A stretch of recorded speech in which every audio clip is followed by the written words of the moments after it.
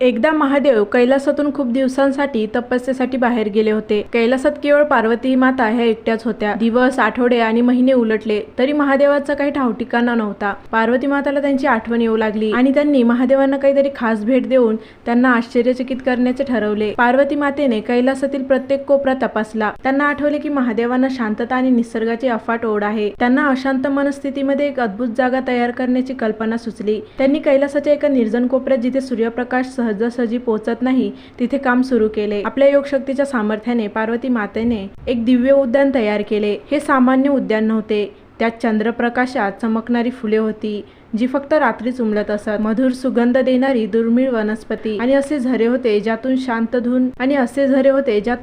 धून निघत असे। त्यांनी स्वतःच्या हाताने प्रत्येक वनस्पती लावली, प्रत्येक फुलाला आकार दिला आणि प्रत्येक दगड निवडला। हे उद्यान पूर्ण झाल्यावर ते एखाद्या स्वप्नाप्रमाणेच दिसत होते।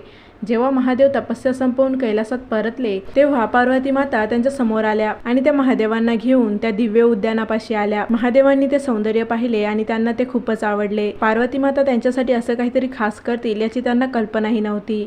त्या शांत आणि सुंदर वातावरणात महादेवांना अद्भुत आनंद मिळाला। त्यांनी पार्वती माताकडे पाहिले आणि त्यांच्या डोळ्यात कृतज्ञता होती। पार्वती, तू माझ्यासाठी हे सर्व केलेस, हे खरोखरच अलौकिक आहे, महादेव म्हणाले। पार्वतीने हसून उत्तर दिले, तुम्ही इथे नसताना मला तुमची खूप आठवण येत होती। मला फक्त एवढंच वाटलं की तुमच्यासाठी अशी जागा असावी जिथे तुम्हाला मनशांती मिळेल। महादेवांनी पार्वतीला मिठी मारली। त्यांना कळून चुकले की पार्वतीचे प्रेम किती निस्वार्थ आणि अथांग आहे। त्या दिवसापासून महादेव जेव्हा कधीही थकले किंवा त्यांना शांततेची गरज भासे तेव्हा ते त्या दिव्य उद्यानात जाऊन बसत। हे उद्यान केवळ एक जागा नव्हती, तर ते पार्वती माताच्या निस्सीम प्रेमाचे आणि निष्ठेचे प्रतीक होते। तुम्हाला जर का ही कथा आवडली असेल तर नक्कीच लाईक करा आणि अशाच देवतांच्या कधीही न ऐकलेल्या कथा ऐकण्यासाठी लगेचच आपल्या चॅनलला सबस्क्राईब करा। हर हर महादेव।